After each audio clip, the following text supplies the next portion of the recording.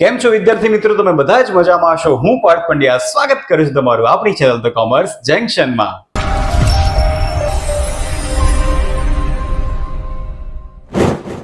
વિદ્યાર્થી મિત્રો, આ વિડીયોમાં આપણે શીખવાના છે 3 માર્ક્સનો વેરી મોસ્ટ ઇમ્પોર્ટન્ટ કોન્સેપ્ટ એટલે કે જીવન નિર્વાહ ખર્ચનો સૂચકાંક. આ ચેપ્ટરમાંથી બોર્ડની પરીક્ષાની અંદર 3 માર્ક્સના વિભાગ ડી માં કુલ 2 દાખલા આવવાના છે. એટલે આ કોન્સેપ્ટ તમારી માટે ખૂબ જ ઇમ્પોર્ટન્ટ છે. કુલ ખર્ચની રીતે સૂચકાંક કઈ રીતના શોધવાની ડિટેલમાં ડિસ્કશન આપણે આ વિડીયોમાં કરવાના છે અને વિડીયોના અંતમાં તમને હોમવર્ક પણ મળવાનું છે. એટલે વિડીયોને એન્ડ સુધી જોતા રહેજો. તો ચાલો શરૂ કરીએ.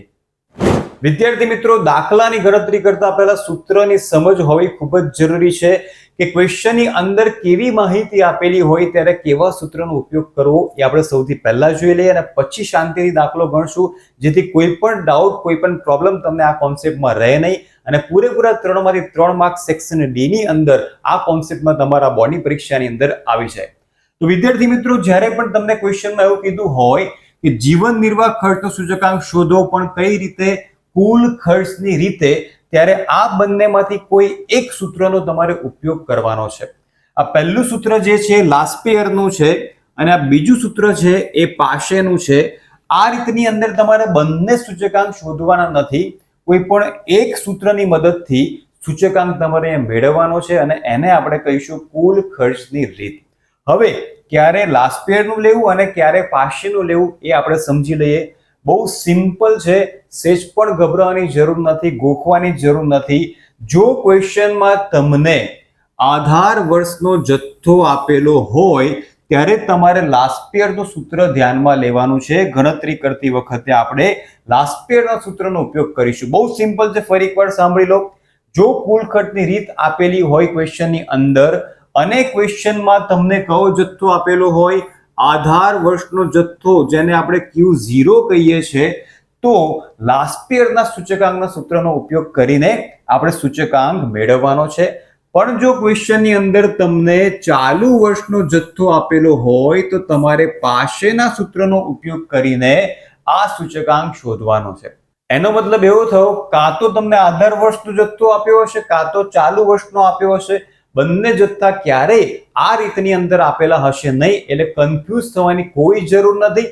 જ્યારે આપણી પાસે આધાર વર્ષનો જથ્થો હોય ત્યારે લાસ્પેયરનું સૂત્ર અને જ્યારે આપણી પાસે ચાલુ વર્ષનો જથ્થો હોય ત્યારે આપણે પાસેના સૂત્રનો ઉપયોગ કરીશું. બસ આટલું યાદ રાખી લો. આ કોન્સેપ્ટની અંદર પૂરેપૂરા 3 માર્ક્સ તમારા ગેરંટી સાથે બોર્ડની પરીક્ષાની અંદર આવી જશે. તો વિદ્યાર્થી મિત્રો, આપણે સોલ્વ કરીશું સ્વાધ્યાય 1.4 નો ત્રીજો દાખલો. સૌથી પહેલા ક્વેશ્ચન વાંચી લઈએ અને સમજી લઈએ કે ક્વેશ્ચનમાં તમને શું પૂછવામાં આવ્યું છે. તો નીચેની માહિતી પરથી અહીંયા સ્પષ્ટ લખ્યું છે કે કુલ ખર્ચની રીતે વર્ષ 2015 માટેનો જીવન નિર્વાહ ખર્ચનો સૂચકાંક ગણો. એટલે કે જીવન નિર્વાહની અંદર પદ્ધતિ કઈ યુઝ કરવાની છે, કુલ ખર્ચની રીત એટલે કે ટોટલ એક્સપેન્ડિચર મેથડનો ઉપયોગ કરીને આપણે આ દાખલાની અંદર સૂચકાંકની ગણતરી કરવાની છે. તો ક્વેશ્ચન તમને કુલ 2 રીતના પૂછી શકે છે. કાં તો તમને આ રીતના એકમ પરિવર્તનનો દાખલો આવી શકે છે અથવા તો બધી જ માહિતી ડાયરેક્ટ તમને આપેલી હશે, કઈ જ પરિવર્તન કરવાની જરૂર નહીં હોય. એમાં તમે સીધો દાખલો ગણી શકો છો. તો બોર્ડની અંદર નોર્મલ ક્વેશ્ચન પણ આવી શકે છે અને આ રીતના એકમ પરિવર્તન કરવાવાળો દાખલો પણ આવી શકે છે. સૌથી પહેલા જેવો તમે ક્વેશ્ચન વાંચો છો કુલ ખર્ચની રીત, એટલે તમારે જોવાનું છે કે ક્વેશ્ચનમાં તમને આધાર વર્ષનો જથ્થો આપ્યો છે કે પછી ચાલુ વર્ષનો જથ્થો આપ્યો છે. જો આધાર વર્ષનો જથ્થો આપ્યો હશે તો લાસ્પેયરના સૂચકાંક માટે તમારે 2 ખાના તૈયાર કરવાના છે અને જો ચાલુ વર્ષનો જથ્થો એટલે કે Q1 ક્વેશ્ચનમાં આપેલો હશે તો પાશે માટેના આપણે ખાના આન્સર માટે તૈયાર કરીશું. સૌથી પહેલા ચેક કરી લઈએ. અહીંયા તમે જોઈ શકો છો જથ્થો કયા વર્ષનો છે, 2014. તો 2014 કેવું છે, આધાર વર્ષ છે. અહીંયા તમને આધાર વર્ષનો જથ્થો Q0 આપેલો છે. એટલા માટે આ દાખલાની અંદર આપણે લાસ્પેયરના સૂચકાંકનો ઉપયોગ કરીશું. ત્યાર પછી વર્ષ 2014 નો ભાવ એટલે કે આધાર વર્ષનો ભાવ P0 કહેવાય અને વર્ષ 2015 નો ભાવ એટલે કે ચાલુ વર્ષનો ભાવ શું કહેવાશે, P1 કહેવાશે. હવે શરૂઆત કરીશું વસ્તુ A થી. તો તમે જોઈ શકો છો કે વસ્તુ A નો એકમ શું આપેલો છે, ક્વિન્ટલ. અને તમને બધાને ખબર છે કે જ્યારે પ્રશ્નમાં ક્વિન્ટલ વર્ડ દેખાય એકમની અંદર ત્યારે એને ઓલવેઝ કેન્સલ કરીને ક્વિન્ટલની જગ્યાએ તમારે કેટલા લખી દેવાના છે, 100 kg એટલે કે 100 કિલોગ્રામ લખી દેવાના છે. હવે સૌથી પહેલા મેચ કરીશું જથ્થો, તો કિલોગ્રામ કિલોગ્રામ જથ્થો એકમ સાથે મેચ થઈ ગયો છે, પણ ચેન્જીસ આપણે હવે શેમાં કરવાના રહ્યા? પ્રાઇસમાં, કેમ કે આ જે ભાવ આપેલા છે 1 કિલોના નથી, એ 100 કિલોગ્રામના ભાવ છે, માટે અહીંયાથી 100 ને કટ કરીશું અને બંને ભાવને આપણે 100 વડે ભાગી લઈએ. 1200 ભાગ્યા 100 એટલે અહીંયા 1 કિલોનો ભાવ મળી જશે 12 અને અહીંયા આપણને આન્સર મળી જશે 17. તો આ રીતના ઇઝીલી તમારે પરિવર્તન કરવાનું છે, સેજ પણ કન્ફ્યુઝ થવાની જરૂર નથી. વસ્તુ બી માટે સૌથી પહેલા જથ્થો મેચ કરીએ. કિગ્રા કિગ્રા જથ્થો મેચ થઈ જાય છે, પણ ભાવની વાત કરીએ તો આગળ તમને 20 આપેલા છે, તો 20 ને કટ કરીશું અને બંને ભાવને આપણે 20 વડે ભાગી લઈશું. 340 ભાગ્યા 20 એટલે કે 17 અને 380 ભાગ્યા 20 એટલે કે 19. હવે આપણને અહીંયા 1 કિલોગ્રામના ભાવ મળી ગયા. આગળ વધીએ વસ્તુ સી માટે. જથ્થો મેચ કરીએ. લીટર લીટર જથ્થો મેચ થઈ જાય છે, જથ્થામાં કોઈ પણ પ્રકારનો ચેન્જ કરવાની જરૂર નથી. અહીંયા જે ભાવ આપેલા છે તમને 10 લીટરના આપેલા છે અને આપણે 1 લીટરના ભાવમાં કન્વર્ટ કરી દઈએ. તો લીટરમાં અહીંયા 10 ને કેન્સલ કરી દઈએ અને બંને ભાવને 10 વડે ભાગી લઈએ, તો અહીંયા પર લીટર પ્રાઇસ તમને 3 અને 4 મળી જશે. એ જ રીતના વસ્તુ ડી માટે. એકમમાં ડઝન છે પણ જથ્થામાં નંગ છે, તો ડઝનને કન્વર્ટ કરી દઈશું નંગમાં.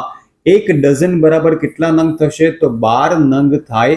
હવે તમે જોઈ શકો છો કે નંગ જથ્થો મેચ થઈ ગયો છે. હવે અહીંયાથી 12 ને કેન્સલ કરીશું અને બંને ભાવને આપણે 12 વડે ભાગી લઈએ, તો 15 ભાગ્યા 12 એટલે 1.25, 24 ભાગ્યા 12 એટલે કે 2. તો અહીંયા 1 નંગના ભાવ આપણને મળી ગયા છે. વસ્તુ ઈ માટે મીટર મીટર જથ્થો મેચ થઈ જાય છે અને જે ભાવ પણ તમને આપેલા છે 1 મીટરના જ આપેલા છે, એટલે અહીંયા ભાવમાં કોઈ પણ પ્રકારના ચેન્જીસ કરવાની જરૂર નથી. હવે જે રીતના અહીંયા ખાના છે આડા આપેલા છે, જગ્યાએ આપણે કેલ્ક્યુલેશન ઊભું કરવાનું છે.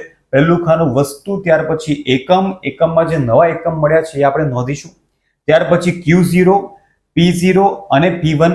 આ સિક્વન્સ મહેરબાની કરીને ચેન્જ કરશો નહીં, જેથી ગણતરીની અંદર ગુણાકારની અંદર કોઈ પણ પ્રકારની ભૂલ તમારી થાય નહીં. તો હવે જોઈ લઈએ કે દાખલો કઈ રીતના સોલ્વ કરવાનો છે. વિદ્યાર્થી મિત્રો, ભૂલો ભલે બીજું બધું, પણ સબસ્ક્રાઇબ કરવાનું બિલકુલ ન ભૂલશો. અને જો તમે હજુ પણ આપણી WhatsApp channel the commerce junction અને Instagram page Parth sir TC જેને ફોલો નથી કર્યું, તેની લિંક નીચે ડિસ્ક્રિપ્શનમાં આપેલી છે. તો હમણાં જ નીચેની લિંક ઉપર ક્લિક કરીને ફટાફટ વોટ્સએપ અને ઇન્સ્ટાગ્રામ પેજને ફોલો કરી દો. તો દાખલામાં આ રીતના ખાના તૈયાર કરી દેવાના છે. સૌથી પહેલા વસ્તુ, એકમ, Q0, P0 અને P1. આ દાખલામાં આપણે લાસ્પેરના સૂત્રનો ઉપયોગ કરવાના છીએ, એટલે અહીંયા બે જ ખાના બનાવવાના છે જેનો ઉપયોગ લાસ્પેરમાં થતો હોય, એટલે કે અંશની અંદર P1 Q0 અને છેદની અંદર P0 Q0. બાકીના બંને ખાના બનાવવાની જરૂર નથી, કેમ કે આપણે માત્ર એક જ સૂત્રનો ઉપયોગ અહીંયા કરવાના છે. એટલા માટે, કેમ કે ક્વેશ્ચનમાં તમને ચાલુ વર્ષનો નહીં પણ આધાર વર્ષનો એટલે કે Q0 જથ્થો આપેલો હતો, માટે એવા સંજોગોમાં આપણે લાસ્પેરના સૂચકાંકનો ઉપયોગ કરીશું. ફટાફટ હવે ગુણાકાર કરી દઈએ. તો સૌથી પહેલા P1 નો ગુણાકાર Q0 સાથે કરવાનો છે. ગુણાકાર કરતી વખત પ્લીઝ ધ્યાનમાં રાખજો કે ભૂલથી ગુણાકાર કોઈ બીજી સંખ્યા સાથે ન થઈ જવો જોઈએ. તો સૌથી પહેલા P1 અને Q0 17 ગુણ્યા 50 એટલે કે 850. ત્યાર પછી 19 ગુણ્યા 18 એટલે કે 342. ત્યાર પછી 4 ગુણ્યા 12 એટલે કે 48. 2 ગુણ્યા 20 40. ત્યાર પછી 16 ગુણ્યા 14 224. આ રીતના હવે P0 નો ગુણાકાર Q0 સાથે કરી દઈએ. તો આ બંને ખાનાનો ગુણાકાર આપણે કરવાનો છે કિંમતોનો. 50 ગુણ્યા 12 એટલે કે 600. ત્યાર પછી 18 ગુણ્યા 17 306. ત્યારબાદ 12 ગુણ્યા 3 36. 20 ગુણ્યા 1.25 25 25. 14 ગુણ્યા 12 168. હવે બંને ખાનાનો ફટાફટ સરવાળો કરી દઈએ, જેથી સૂત્રમાં કિંમત મૂકીને આપણે આગળ દાખલો ગણી શકીએ. તો બંને ખાનાનો સરવાળો આપણે અહીંયા કરી લીધો છે. હવે આગળ વધીએ અને લાસ્પેરના સૂત્રનો ઉપયોગ આપણે અહીંયા કરવાનો છે. અંશ અને છેદની બંને કિંમત આપણી પાસે છે, તો ફટાફટ આપણે કિંમતો મૂકી દઈએ. 1504 ભાગ્યા 1135 ગુણ્યા 100 ઇઝ ઇક્વલ ટુ 132.51. આ આપણને ફાઇનલ આન્સર મળી ગયો છે. તો કુલ ખર્ચની રીતે જીવન નિર્વાહ ખર્ચનો સૂચકાંક આપણને કેટલો મળી ગયો? 132.51. તો વિદ્યાર્થી મિત્રો, આટલી સરળ રીતે કુલ ખર્ચની રીતે તમે દાખલાની ગણતરી કરી શકો છો. જો Q0 આપેલું હોય તો લાસ્ટ પેયરના સૂત્રનો ઉપયોગ કરીશું અને Q1 આપેલું હોય તો આપણે પાશેના સૂત્રનો ઉપયોગ કરીશું. સેમ આગળ જે આપણે ભણ્યા લાસ્ટ પેયર, પાશે અને ફિશરનો સૂચકાંક, બસ એ જ રીતના અહીંયા પણ તમારે કેલ્ક્યુલેશન કરવાનું છે. આગળ વધીએ અને હોમવર્ક ચેક કરી લઈએ. હોમવર્કની અંદર સ્વાધ્યાય 1માં વિભાગ E નો ક્વેશ્ચન નંબર 3 તમારે સોલ્વ કરવાનો છે અને એનો આન્સર પણ તમારે જોવાનો છે કે તમારી ગણતરી સાચી છે કે નહીં. વિદ્યાર્થી મિત્રો, વિડીયો તમને કેવો લાગે કમેન્ટ કરીને ચોક્કસથી મને જણાવજો, જેથી મને ખબર પડે કે કેટલા વિદ્યાર્થીઓ મારા ઘરે બેસીને ભણી રહ્યા છે. તો ફરીથી મળીશું આપણે નવા વિડીયોમાં. ત્યાં સુધી આવજો.